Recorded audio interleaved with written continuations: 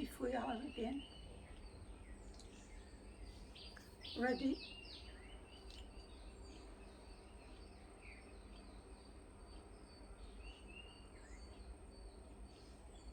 We are now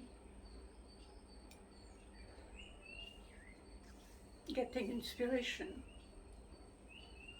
for the coming year, starting on 15th of August.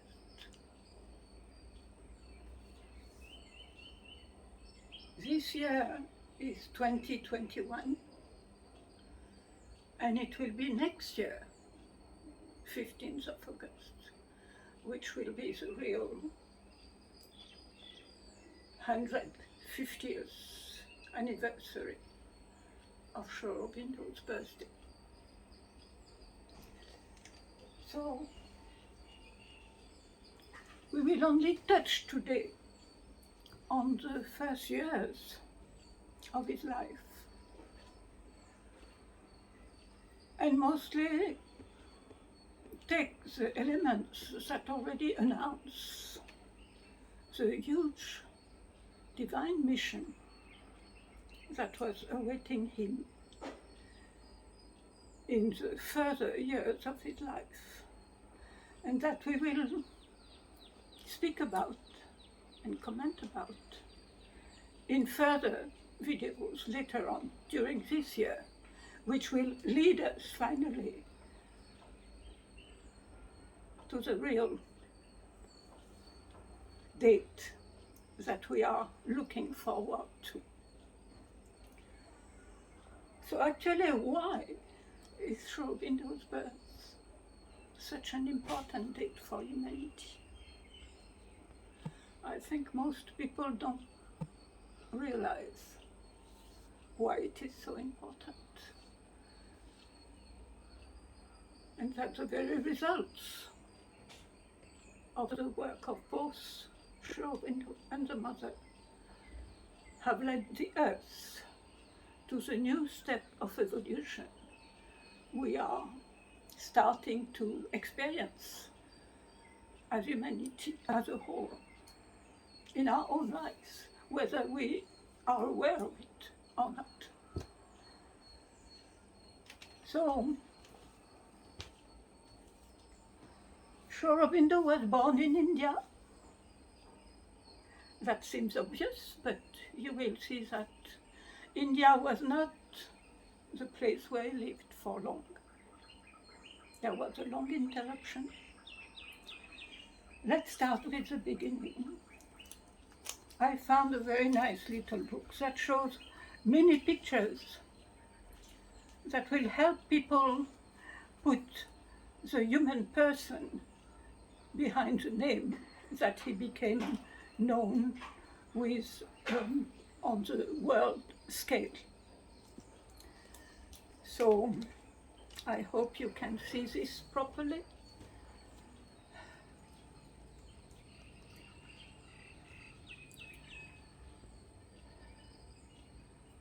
Perhaps the very words I'll hold it. Okay. You see here the young boy within the family who he was soon to leave behind, because his father, who was a doctor and extremely at that time in love with British culture, had decided to bring his 3 elder sons, including young Aurobindo, who at that time was only 7, to get the 3 of them right to England for the rest of their education, with the instructions that they should not learn anything about India and its culture. Dr Ghose wanted his sons to be perfect British gentlemen. That was at that time. So the still very young boy found himself in a totally different land, climate, environment, with only his two brothers to relate to, really. And in the family of a couple, the Drewett, the clergyman, and his wife, and the mother, Drewett. And they were fervent, devout Christians.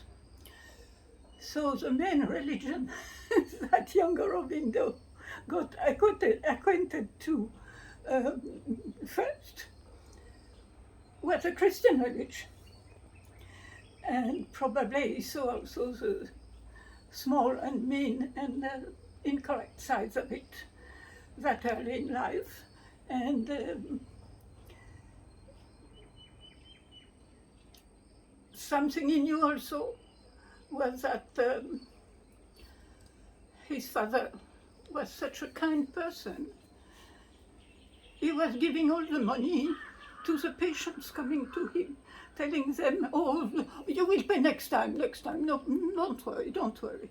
And he would forget to send money for his sons out there in England, who lived in very precarious and outright difficult life conditions, not having money to buy a proper coat in winter. So you imagine that, and even for simple food, having to do really with hardly a meal, and a small meal at that, for the whole day. So the three brothers continued their studies later on, not anymore really together. I am making a summary. But the three of them were quite bright and became quite well educated, each one in his own way. But already at that time, when he was about 11, young Aurobindo was somehow getting an impression about the whole world, that it was going to change tremendously very soon,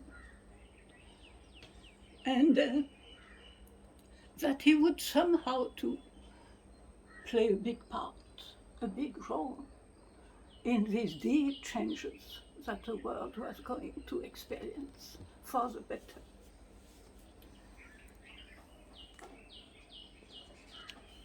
He ended up in Cambridge, and with excellent marks. His father, by that time, was writing to him very, very desolate and desperate letters about how the British rule was committing atrocities in their land. And yet the father was still expecting his best son to come back as a celebrated IAS officer. That means the Indian administration, the Indian civil service, which was actually to become part of the British rule itself. So Aurobindo did enter for the examination to the ICS, but found a way to escape being admitted. At that time, there were no cars to speak of, so the Indian service officers had all of them to know how to ride a horse, to be able to go, if needed, in the countryside. On the day of the test for horse riding, Aurobindo was simply strolling in the streets of London, quite deliberately. As all his other marks were tremendously good, all the teachers, etc., decided to give that so excellent recruit another chance for the writing test. This time again, Aurobindo quite deliberately missed that second chance. So he had to be finally disqualified. So he had won his way to return to his country, being something else than a servant of the British government.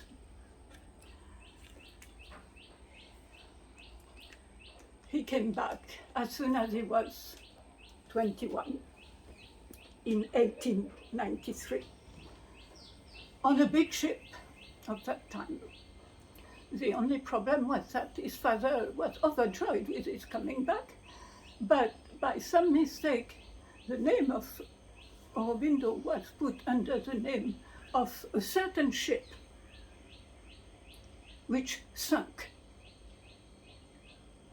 And the poor father, getting the news that that ship had sunk, had a kind of heart attack, and out of sheer despair, died on the spot, murmuring the name of his dear Aurobindo as his last words.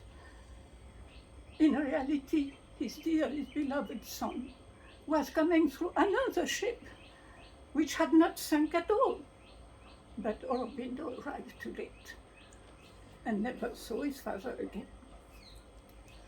He reacquainted himself with other members of his family, but first of all, he reacquainted himself with India. One has to realize that these times, that century, was utterly materialistic-minded. Humanity has gone a bit away from materialism nowadays, but at that time, materialism was at its highest. And so in the family, in the general atmosphere in England, etc., this materialistic atmosphere was running very high in the very air you would breathe. And still Aurobindo, before leaving England, had a first experience to which he didn't understand anything. But when he arrived in India itself, coming down from his ship at the Apollo Bunder in Bombay, what is now Mumbai, what is called Indian Gate, even now, when his foot touched the land of India, he was invaded by an immense peace, all-pervading peace, which remained around him for several days.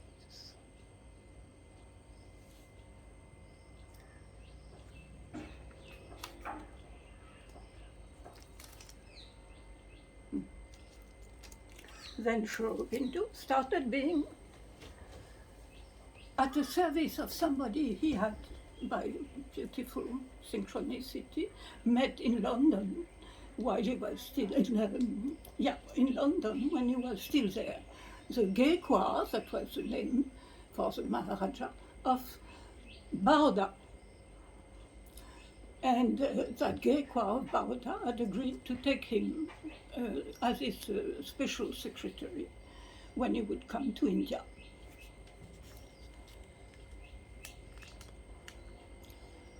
Then Sri Aurobindo started, on top of being the secretary of the Maharajah,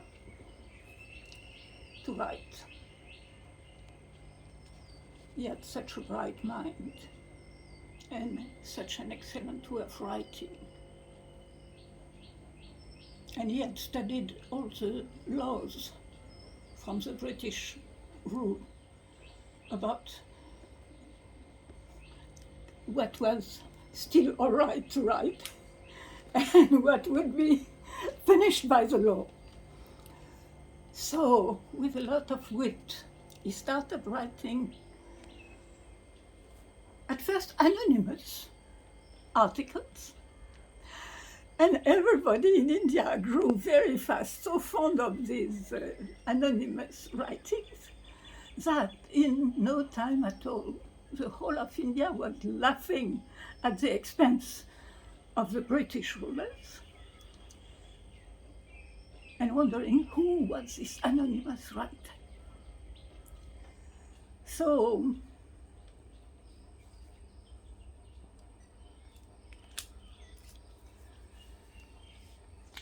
still, Aurobindo remained at the service of the Gaekwar for several years.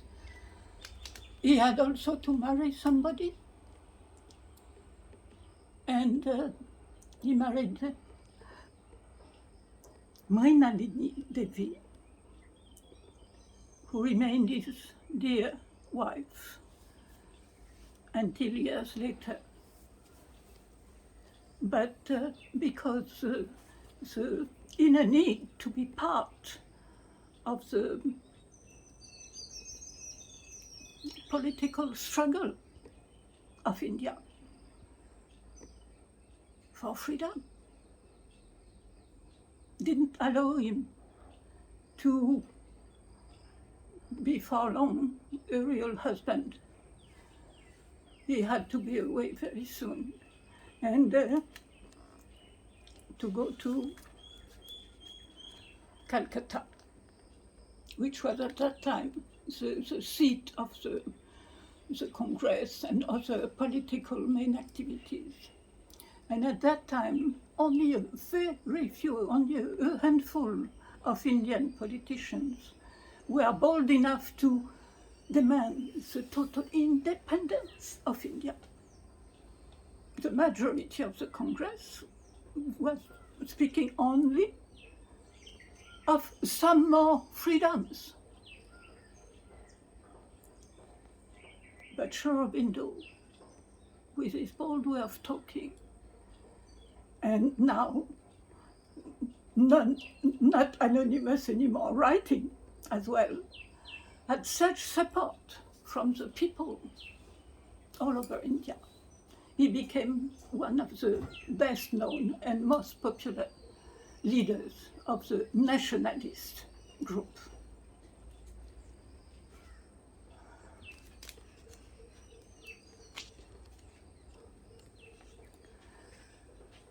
Here is a picture of Sri Aurobindo with Mrinalini, which I was looking for.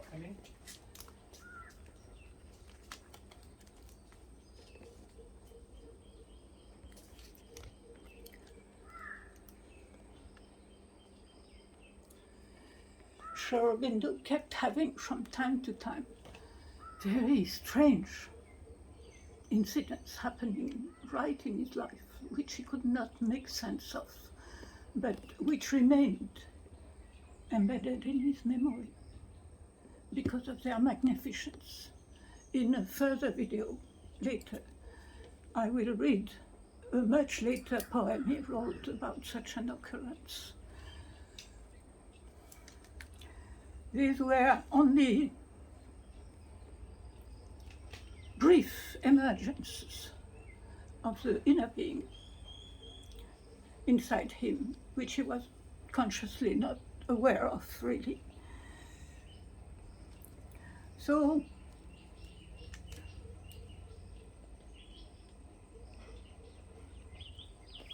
Sri Aurobindo had a very, very, very dangerous life on the political arena, because soon he became, in the eye of the British, their most dangerous enemy, in their own words, because his writings were inflaming entire India.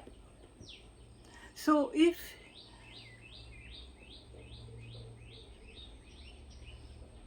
that would have been his true mission, he would have probably gone on with it for the rest of his life. And he was believing at that time that it was his true mission. But a very, very important incident happened at that time, that in the garden of the family house in Calcutta. So he was living in one part, but in another part, and somewhere in the garden, there was his younger brother and some other youths who were making bombs. And then one day, one of those bombs not only hit the planned carriage, but killed the two persons in them. But by mistake, the two persons in the carriage were not the two hardcore British legal people who were really the target, but there were two British ladies sitting there who were killed. So this became a big incident, and immediately the police rushed in and took everybody in jail. So Mrinalini too, because immediately everybody thought that Aurobindo must be even the head of that whole thing and of that bombing preparation scene, when he was not at all. He was even totally ignorant that it was happening, it was going on. So Sri Aurobindo found himself in jail and totally stunned at that, because he had somehow made an inner pact with whatever he was calling God at that time. But as long as he would have been fulfilling his mission of freeing his motherland, he would be protected. So he was asking the divine, but how come I find myself not only in jail now, but with a high risk of being hanged, of having the death penalty very soon? And the divine quietly told him there was no other way I could find of stopping you in your track, because it is not actually your true mission. Your true mission goes even much further than saving, freeing your motherland from the British rule. You will have actually to free humankind as a whole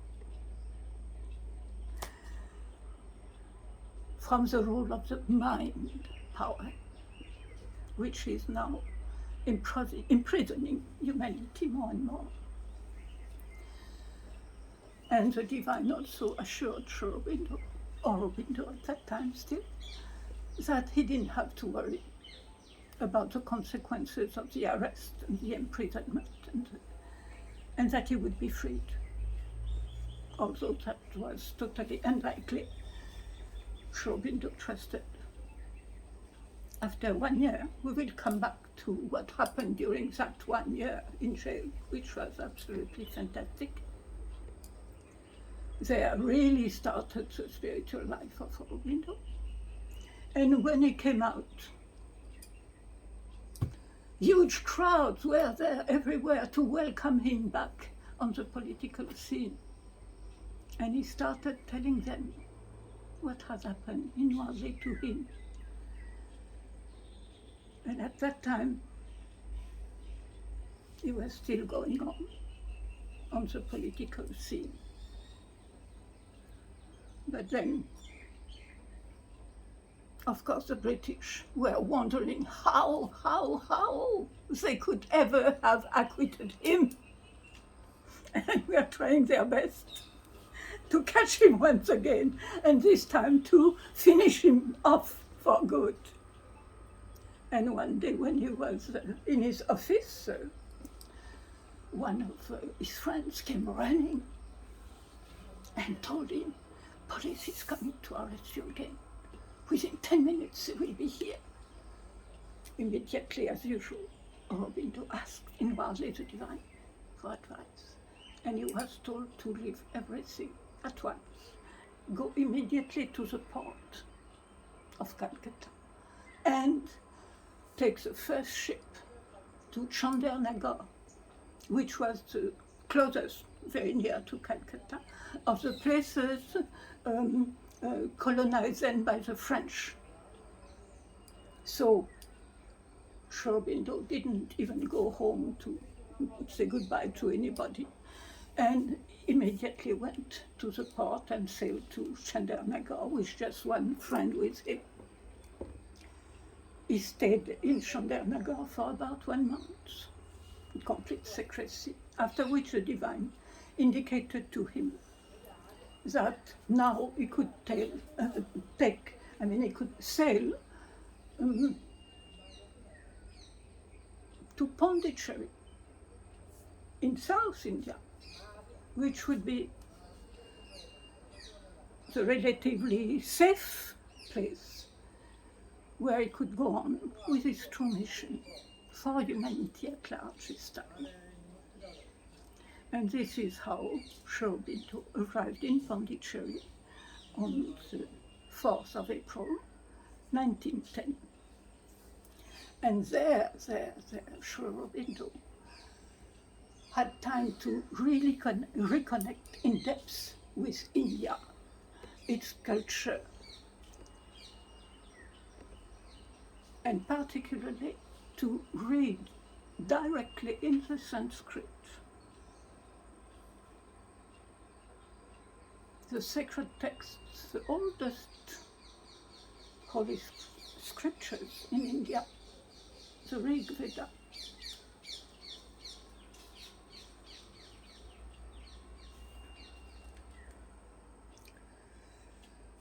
This is where I would like to fast forward somehow to that time in 1947, when the one who was then celebrated as Sri Aurobindo, and in his ashram in Pondicherry, the Sri Aurobindo ashram, there were now many disciples around him. In 1947, finally, India was given officially its independence, and it so happened that the Viceroy at that time, who decided on which date that would happen without knowing, it chose the 15th of August. And when it was seen that this would be also Sri Aurobindo's birthday, Sri Aurobindo was asked to say something about that. He had lived until then quite secluded, away from the public eye. And Gandhi had replaced him in the eye of the people and as the most popular person.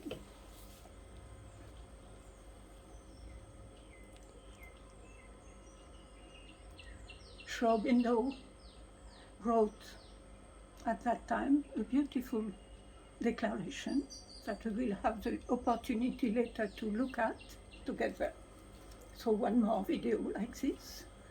But I would like now to say just a few words about one more significance for the 15th of August, which Sri Aurobindo himself mentioned, and which personally had an enormous impact on me and my understanding of the integral yoga that he and the mother were proposing to us human beings from anywhere for our next step in evolution on Earth.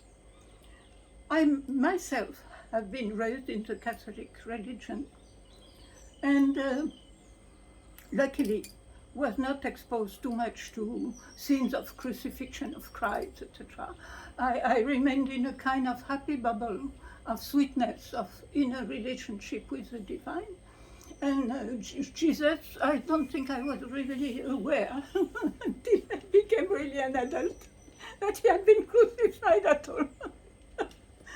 It may sound crazy, but I was really in my bubble, and it's only when I, as a young adult, that I discovered many facts about that religion, from which my soul somehow had taken only what could be good food for it. The personal relationship with Jesus, for example, and the sweetness of his direct sayings. And then growing older, I discovered that God was supposed to have said about the body, "Thou art dust, and thou will return to dust." When I read that, I said, "What?" This is insane. This is not the God I know who has said that. This must be some stupid human being. I always had been full of tenderness for my body. At that time, I also felt the sweetness of the presence of the divine everywhere, in nature, in the little insects, the innocuous one, in the grass, the butterflies.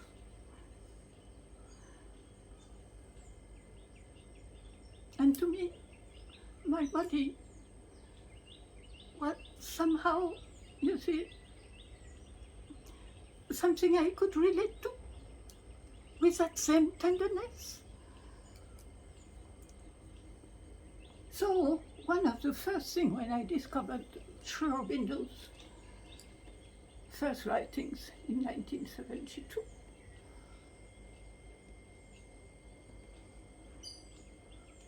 soon I discovered that the body was very much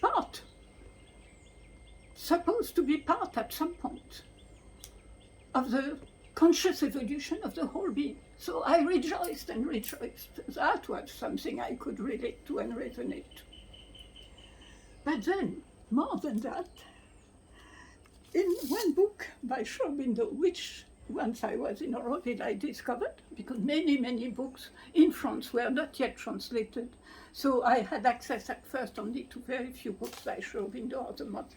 But once in Auroville, I discovered much more.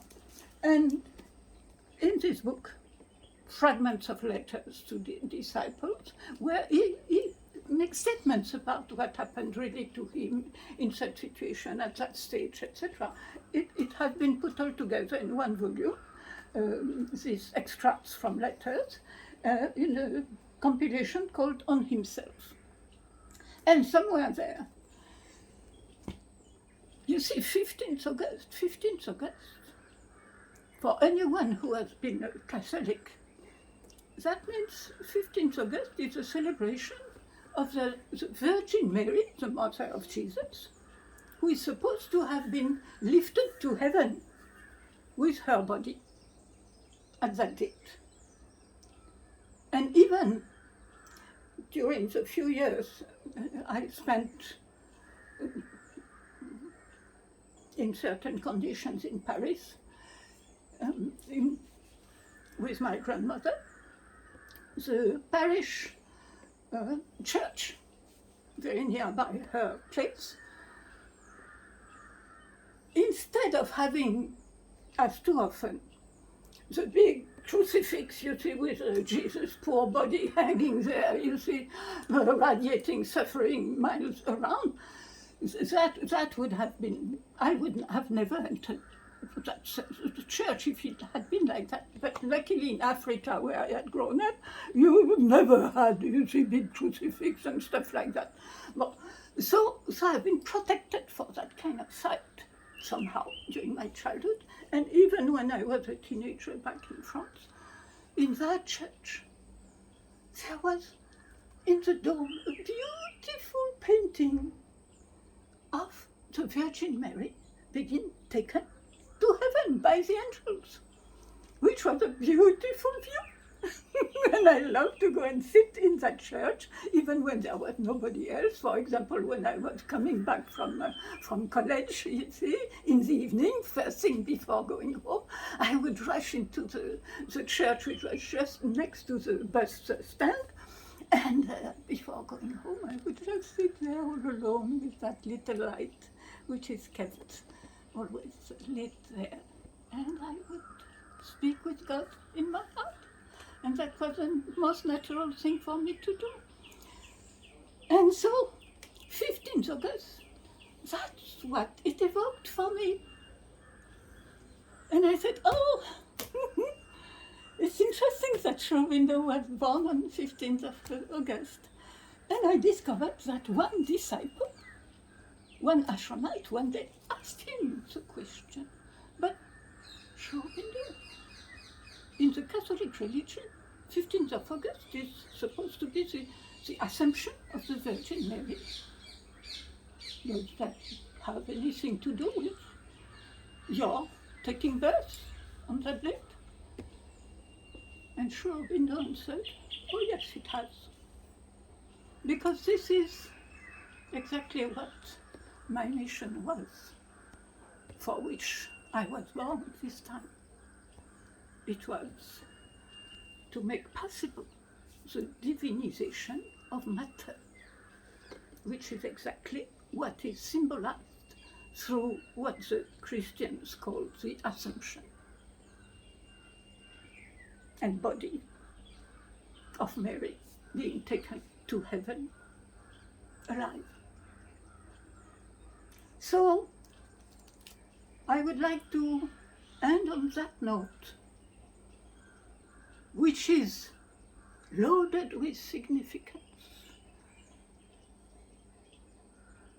especially for me, because contrary to all expectations at the time, my own body, at some point in my stay here in Aurobindo,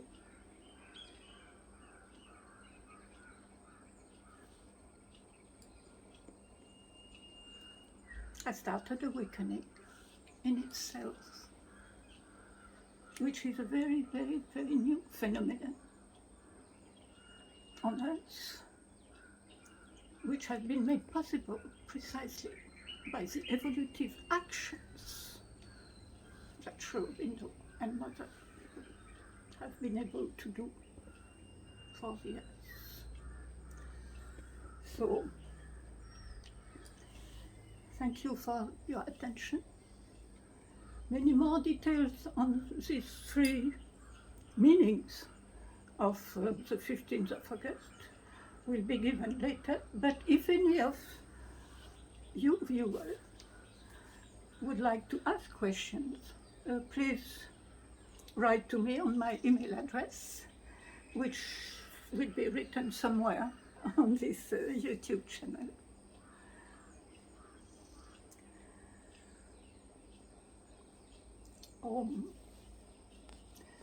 One very last thing which I would like to evoke before closing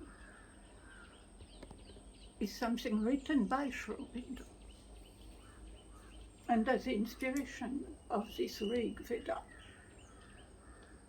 He rediscovered the secret meaning, the lost meaning of the Veda, which had to do with the divine presence in matter too, so important.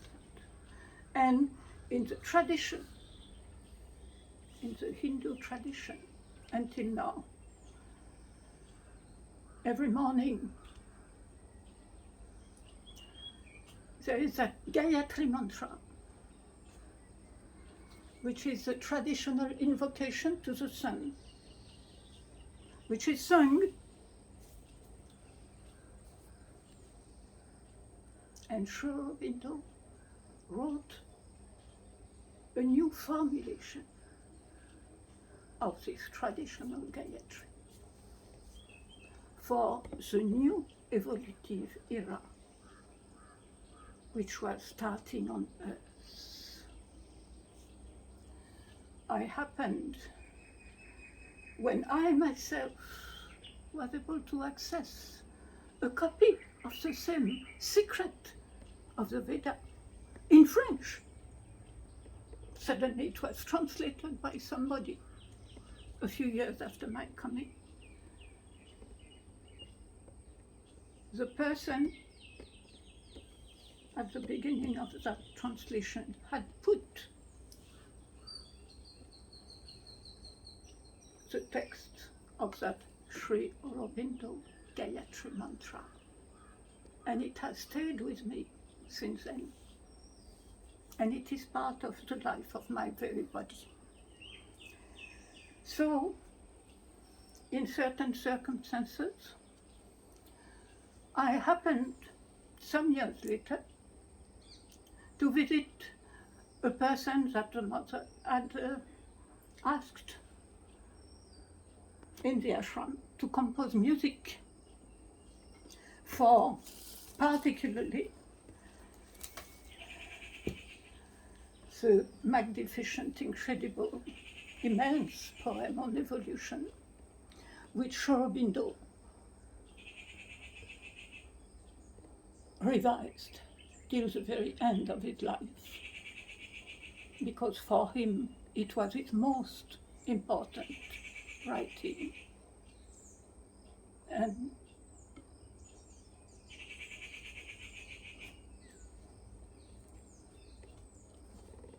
this musician Sunil was at that time just composing, about to compose the part of the poem which concerns the birth and the growth of this Savitri.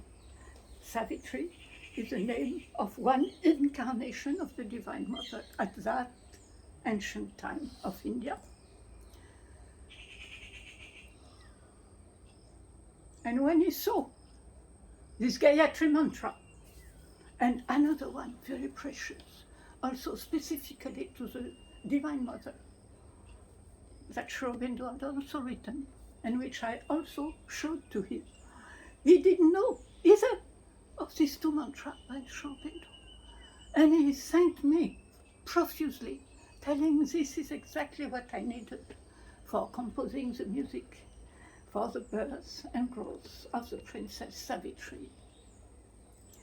So now this is how that music was composed, and some months later, when that music was released, I was very glad to hear those two mantras, including this Gayatri mantra.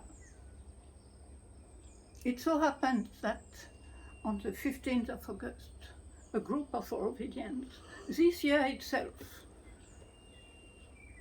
are going to sing the Gayatri mantra from Sri Aurobindo at the amphitheatre at the center of Auroville. So I am glad that again there is that synchronicity happening this year. I'll do my best to get a recording of that music with that Gayatri mantra and the mantra to the Divine Mother recorded on it. Somewhere around this recording, this film video. And now,